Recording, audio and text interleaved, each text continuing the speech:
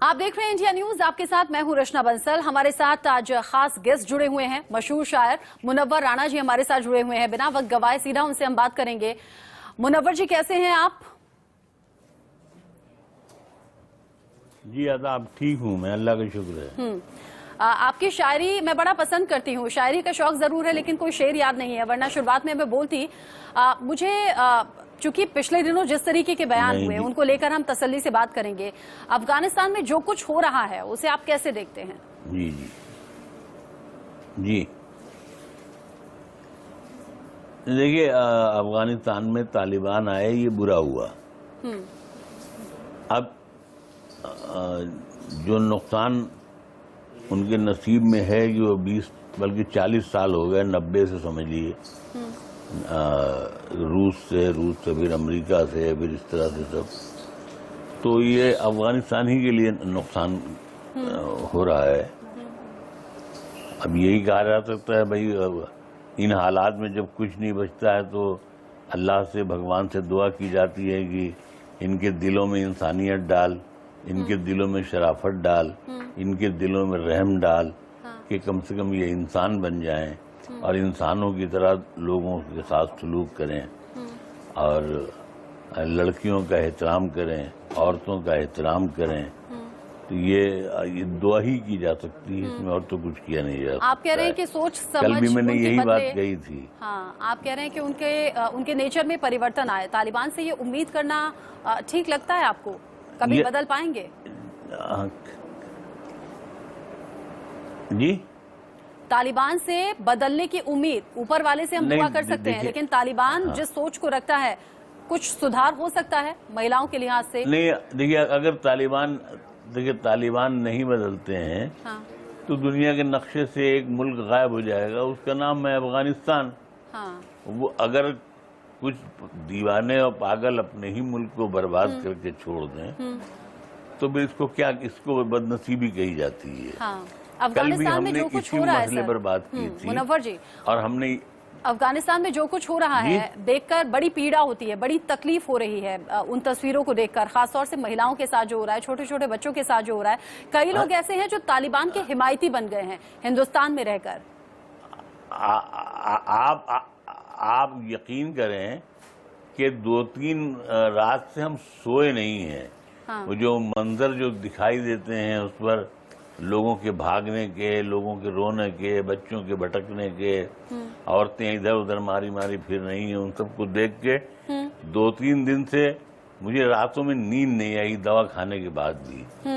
क्योंकि एक तो दिल पाया है हमने शायरों का, और शायर दुनिया को एक हरे भरे बाग की तरह देखना चाहता है, कहीं वीरान नहीं देखना चाहता है। बिल्कुल। तो अफगानिस्तान में जो कुछ हो रहा है, हमको भी है। अफगानिस्तान में जो कुछ हो रहा है उसे देखकर तकलीफ आपको भी है, हमें भी है। तकलीफ हो रही है कि लेकिन ये तकलीफ ज्यादा बढ़ गई तब सर, जब हिंदुस्तान में बैठे हुए लोगों ने हिमायत तालिबान की।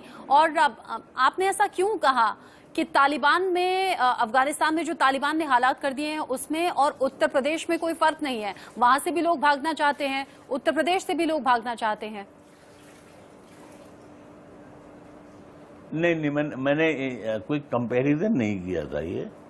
मैंने ये बात कही थी, जब जो एंकर था, जो रहा होगा, जब वो बहुत जिद करने लगा तो हमने कहा देखिए इस वक्त पूरी दुनिया अजीबोगरीब हालात में है, हमारे हिंदुस्तान में भी हालात बहुत खराब हैं, लेकिन उसका कोई कंपैरिजन करना नहीं हुआ। कैसे सर?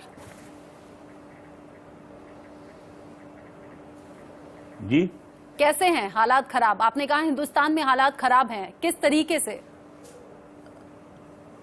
नहीं, कत्लेआम की बात नहीं है।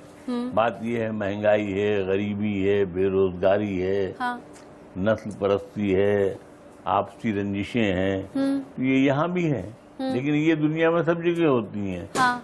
लेकिन उनका मुकाबला तालिबानियों से नहीं किया जा सकता, क्योंकि उनकी आंखों में खून उतरा हुआ है। बिल्कुल ठीक। जिसको चाहते हैं मार देते हैं, जिसको चाहते हैं। इस बेस पर हमने कंपैरिजन किया था कि पर दुनिया ही पर, जैसे ये कोरोना के जमाने में पूरी दुनिया रो पड़ी है, पूरी दुनिया की आंखें लाल हो गई हैं। बिल्कुल। तो उस बेस पर हमने कहा। आपने कहा कि आपने देश के बारे में बात इसलिए की थी क्योंकि महंगाई है, आपसी रंजिश है। ये तो सर हर जगह हो रहा है। जो बहुत ज्यादा मजबूत देश है ना, जो सबसे ज्यादा मजबूत देश है, वहां भी ये हालात है। कोविड से हर कोई प्रभावित हुआ है, लेकिन तालिबानियों से देश की तुलना करना या प्रदेश की तुलना करना, नहीं देखिए तुलना करना नहीं है। हाँ। अगर मिसाल देना जो है वो तुलना करना नहीं होता है। आपके हिसाब से कौन सा देश महफूज है लोगों के लिए? ये कहते, देखिए हमारे हिसाब से अगर पूछा जाए तो आज की तारीख में तो सारे जहां से अच्छा हिंदुस्तान हमारा। बहुत सीधी सी बात है कि हिंदुस्तान आज भी इस लायक है कि दुनिया का कोई भी आदमी अगर आके यहाँ बसेगा तो वो खुश होगा। और ऐसा होता है। जरा सियासत का नमक तेज हो गया है हिंदुस्तान। हेलो जी, हिंदुस्तान में रहने वाले लोगों के दिल में दिल के साथ जो धड़कनें होती हैं, हिंदुस्तान धड़कता है हम सभी के दिल में। हमें बड़ा प्यार अपने देश से है और उम्मीद करते हैं जो भी लोग इस देश में रहें वो अपने देश से प्यार करें। नहीं देखिए हमारा पूरा खानदान पाकिस्तान चला गया। हमारे वालिद नहीं गए, कहने के नहीं हम यहीं रहेंगे। पूछा जाने वालों ने कि यहाँ करोगे क्या, कहने कोई काम नहीं होगा। तो जो हमारे पूर्वज की कब्रें हैं वहीं बैठे रहेंगे, दुआ मांगते रहेंगे। तो जो हिंदुस्तान से मोहब्बत करने वाले हैं वो हिंदुस्तान से मोहब्बत करते हैं, हिंदुस्तान में रहते हैं। हम ईद की नमाज तब पढ़ते हैं जब चांद यहाँ देख लेते हैं। पाकिस्तान में चांद देखा जाता है तो हम ईद की नमाज नहीं पढ़ते हैं। अरब में देखा जाता है तो हम नमाज नहीं पढ़ते हैं। तो जाहिर सी बात है कि हमारा इश्क हिंदुस्तान से इतना मजबूत है कि कम से कम 1000 साल तक तो कोई इसको छू नहीं सकता है। आपने देश से मोहब्बत की बात की, वतन कहते हैं। आपने देश से मोहब्बत की बात की तो मुझे याद आ गया, आपने कहा है कि आपको प्रधानमंत्री नरेंद्र मोदी से इश्क है। हाँ, मैंने ये कहा कि वो मुझे अच्छे लगते हैं। इसलिए अच्छे लगते हैं कि जब कोई शख्स कोई अच्छा काम करता है तो उसको अच्छा लगना चाहिए। उन्होंने मेरी, हालांकि मैं कोई बड़ी डिग्निटी नहीं हूँ, कोई बहुत बड़ा डिप्लोमेट नहीं हूँ, कुछ भी नहीं हूँ, लेकिन मुझ मामूली शायर की माँ के मरने पर उन्होंने जाती तौर पे मुझे एक पन्ने का खत लिखा। तो जाहिर सी बात है कि उसके बाद मैं, उससे पहले उन्होंने मुझे बुलाया था तो मैं नहीं गया था, लेकिन उसके बाद मैं मिलने के लिए गया और मैंने जाके मैंने ये कहा भी कि मैं आपका शुक्रिया अदा करने आया हूँ कि आपने मेरी माँ के मरने पर मुझे खत लिखा। तो उन्होंने कहा शब्दों से सांत्वना नहीं होती। हमने कहा नहीं सर, शब्द तो मरहम की तरह होते हैं। तो ये तो निजी बात रही, मतलब ये है ये कि तो निजी बात रही। दुख में खड़ा देश हित में कुछ फैसले ऐसे, या फिर उनकी पर्सनैलिटी में ऐसा क्या पसंद है, उनके फैसलों में ऐसा क्या पसंद है आपको? देखिए हम जाहिर सी बात है कि ये सब तो आपको अक्षय कुमार बताएंगे और जो उनसे लोग हैं वो लोग बताएंगे। क्यों अक्षय कुमार, क्यों सर? एक शायर की निगाह से हमने ये देखा, उन्हें इंटरव्यू लिया था ना, तो वो बता सकते थे कि आप आम खा लेते हैं कि नहीं खा लेते हैं, क्या कर लेते हैं। हाँ, तो हमारा मामला ऐसा नहीं, हम तो शायर है ना। नहीं, अगर मैं आपका इंटरव्यू ले रही हूँ, निगाह मुखातिब से अगर मैं आपका इंटरव्यू ले रही हूँ और कोई आपके बारे में मुझसे ही पूछना चाहे तो आपको तो पूरा देश जानता है, ऐसे ही प्रधानमंत्री को भी पूरा देश जानता है, सिर्फ अक्षय कुमार ही क्यों? इंटरव्यू लेने वाला ऐसा थोड़ी है कि पूरा जीवन खंगाल लेता है, सब कुछ जान लेता है। नहीं देखिए, जब आप इंटरव्यू ले रही हैं, हमने तो इंटरव्यू नहीं लिया ना उनका। अच्छा, हम तो गए जाकर के जो हम उनसे कह सकते थे, जो उनसे हम रिक्वेस्ट कर सकते थे। और साथ में बैठने से पहले मैंने ये कह दिया था कि सर मुझे माफ कर दीजिएगा कि ये लोकसभा और राज्यसभा की कुर्सियां मेरी शख्सियत से बहुत छोटी हैं, इनसे हमारी कोई दिलचस्पी नहीं है। मैं सिर्फ इसलिए आया हूँ कि आपने मेरी माँ के मरने पे मुझे खत लिखा जी, और आपने मुझे जब बड़ी पहले बात बुलाया तो मैं नहीं हाजिर बड़ी हुआ बात था। है। अगर देश के इसीलिए प्रधानमंत्री शर्मिंदगी की वजह से मैं आया ऐसे आपका हालचाल लेते हैं, वो भी इस मौके पर, तो बड़ी बात है, एप्रिशिएबल है।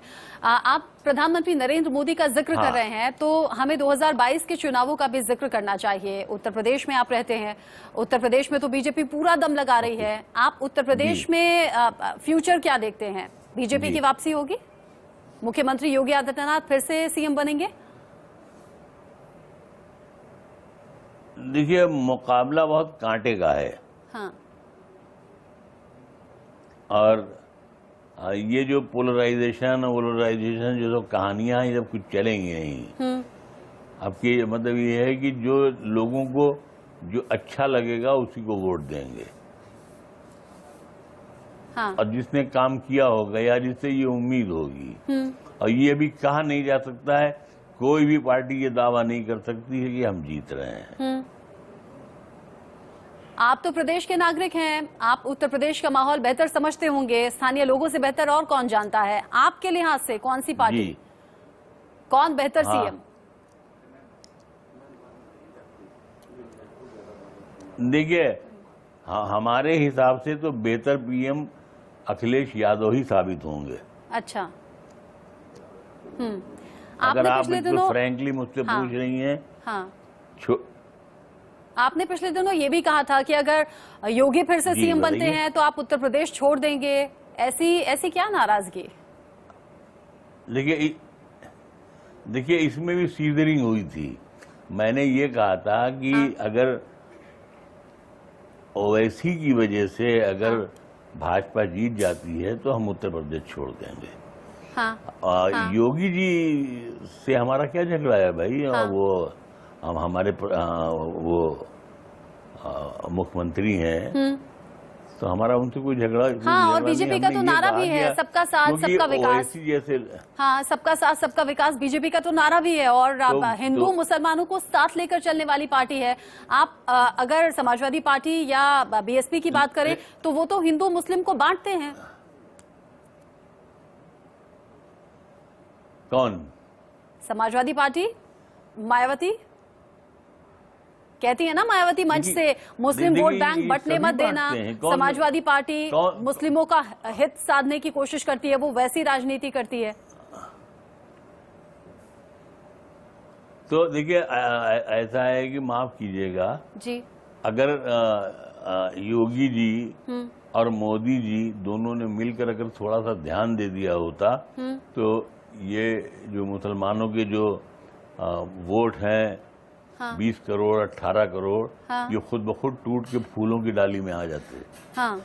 लेकिन इनका ख्याल नहीं किया गया, इन पर केयर नहीं किया गया, इन पर शक ही किया गया। तो इसलिए, वरना जाहिर सी बात है कि हिंदुस्तान का कोई भी मुसलमान हो, उत्तर प्रदेश का कोई मुसलमान हो, उसको क्या लेना देना भाई? वो तो नहीं कहता कि प्रधानमंत्री किसी मुसलमान को बनाइए। और आज़ादी के बाद आप अगर गौर कीजिएगा तो मुसलमानों का हर लीडर जो है वो गैर मुस्लिम है। मुसलमान कोई लीडर नहीं हुआ। नहीं, आप कह रहे हैं ध्यान नहीं दिया, चाहे गांधी हो, चाहे 18 से 20 करोड़ लोगों पर ध्यान नहीं दिया। वो कैसे ध्यान नहीं दिया? जो सबके साथ हो रहा है वही। देश के लिए तो एक जैसी योजनाएं होती है ना, प्रदेशों में एक जैसी योजनाएं होती है। वहाँ ये तो होता नहीं है कि हिंदू के लिए ये योजना, मुस्लिम के लिए ये योजना, ऐसा तो नहीं होता। नहीं, मैं ये नहीं कह रहा हूँ। देखिए, असल में जो माहौल हो गया है उसमें मुसलमान होने की सजा ये है कि कम से कम अगर पुलिस वाला पकड़ता है तो 10 डंडे ज्यादा मारता है। अच्छा। तो यही नाइंसाफी सबसे बड़ी है। एक बात। दूसरी बात ये है कि अगर जेलों की इंक्वायरी करवा ली जाए, कोई आरटीआई से हो सकती हो, तो जितने बेकसूर बंद हैं अगर वो आजाद कर दिए जाएं तो इज्जत बढ़ जाएगी भारतीय जनता पार्टी। आपके पास कोई डेटा है ऐसा, आप कह रहे हैं? नहीं, हम सियासी आदमी नहीं हैं। हमसे तो आप लिखवा सकती हैं। नहीं, लेकिन आपने कहा ना कि जेल में बंद है लोग, ऐसे निर्दोष लोग, मुस्लिम लोग बंद हैं। यस, ये तो मालूम है ना। आप देखें, आप बेटा एक चीज तो सोचें, 16 साल बाद छोड़ा जाता है सिमी का आदमी, तो 16 साल की तनख्वाह भी तो उसको दीजिए। उसका तो घर बर्बाद हो गया। वो सिमी में है नहीं है, इसकी कोई गारंटी नहीं है। किसी को अभी मुझे पकड़ के ले जाए बंद कर दें, कहें जैसे मोहम्मद है, लेकिन ऐसे केसेस को निकला था, मुनव्वर जी, लेकिन ऐसे केसेस को हिंदू या मुस्लिम से नहीं जोड़ सकते, है ना। ऐसे केसेस को हिंदू या मुस्लिम से नहीं जोड़ सकते। ऐसे एक्सेप्शन केसेस होते हैं जिसमें हिंदू भी कई बार गलत तरीके से फंस जाते हैं, उनके भी साल कई बर्बाद हो जाते हैं, ऐसा होता है। ये इसको हिंदू या मुस्लिम से नहीं जोड़ना चाहिए। तालिबान पर एक बार फिर से आते हैं। कुछ लोग हैं जो तालिबानियों को जो अफगानिस्तान में हो रहा है उसे आजादी की लड़ाई से देखकर जोड़ रहे हैं। ऐसे लोगों पर आप क्या कहेंगे और ऐसे लोगों के खिलाफ क्या कार्रवाई होनी चाहिए जो कह रहे हैं कि भारत की आजादी में अंग्रेजों को भगाया था, ऐसे ही तालिबानियों ने अमेरिकी सैनिकों को भगा दिया? देखिए, अमेरिकी सैनिकों को तो भागना चाहिए था वहां से, हाँ। क्योंकि बहुत दिन तक मेहमान अच्छे नहीं लगते हैं। अब अगर कोई आकर के 20 साल तक वहां मेहमान बन जाए, लेकिन यही अमेरिकी सैनिक तो अफगानी सेना को ट्रेन कर रहे थे पिछले 2 दशक से। अरबों रुपए खर्च कर दिए सर अमेरिका ने अफगानिस्तान के लोगों की सेफ्टी के लिए। आप देखिए ना, अमेरिकी सैनिक जैसे ही लौटे क्या हाल हो गया अफगानिस्तान का। आप ये देखिए कि अमरीकी बर्बाद भी करते हैं और आबाद भी करते हैं। यहाँ तो बर्बादी तालिबान ने कर दी सर। जितनी बॉम्बिंग उन्हें नहीं, देखिए वो तालिबान की नस्ल तो खत्म हो गई, हाँ। उनमें अक्सर मर गए, खत्म हो गए, बूढ़े हो गए। ये नई नस्ल पूरी आई है, हाँ। यंग बिल्कुल है। तो अगर और पहले से ज्यादा क्रूर है ये यंग जनरेशन, पहले से ज्यादा क्रूर है। आप देख रहे हैं ना तस्वीरें। हाँ, नहीं, मैं ये अर्ज कर रहा हूँ कि इनको पाकिस्तान के हाथ नहीं लगना चाहिए, हाँ।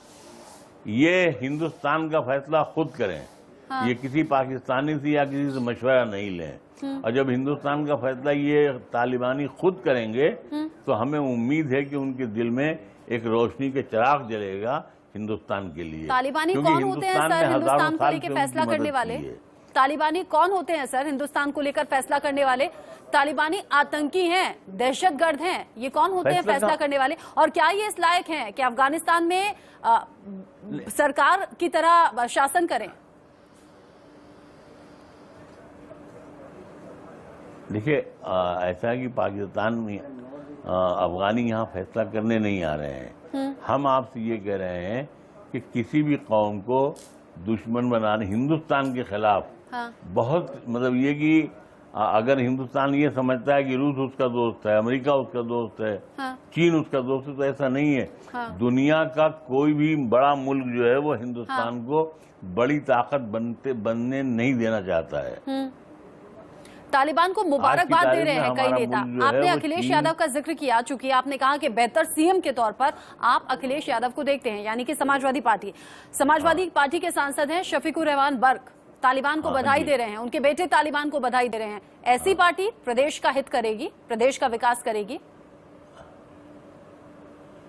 देखिए, जब आपके पार्लियामेंट में 91 साल के बूढ़े जाएंगे, 80 साल के बूढ़े जाएंगे, जिनको घर में मशवरा देने की इजाजत नहीं है, वो पार्लियामेंट में जाएंगे, तो वो अनाप शनाप ऐसी बोलेंगे।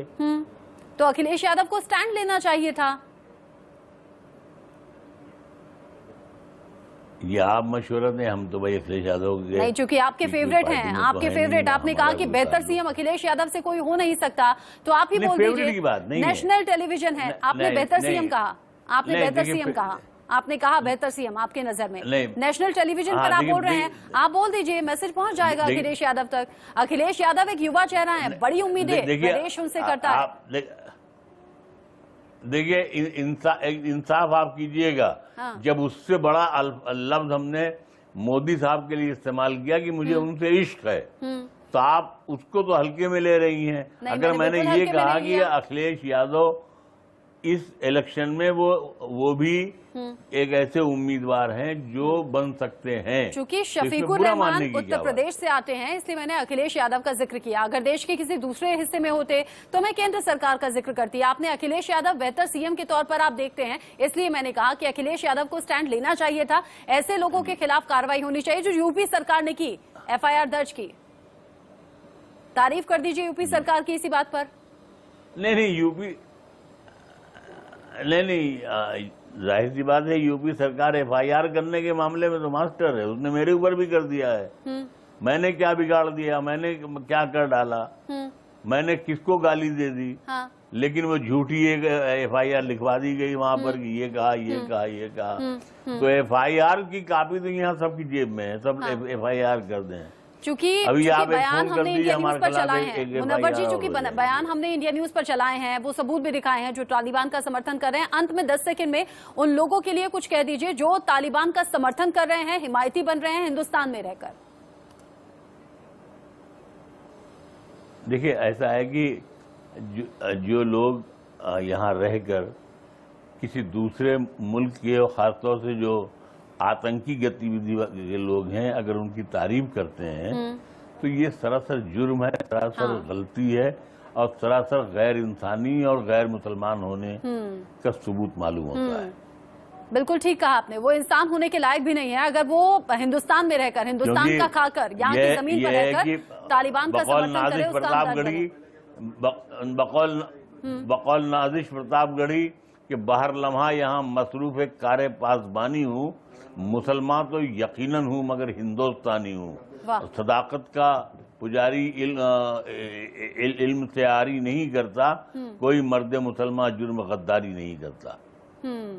हिंदुस्तान से आपका प्यार यूं ही बना रहे, वो मुनासिब प्रधानमंत्री नरेंद्र मोदी से आपका इश्क यूं ही बना रहे। हमारे साथ जुड़ने के लिए बहुत बहुत शुक्रिया मुनव्वर राणा जी।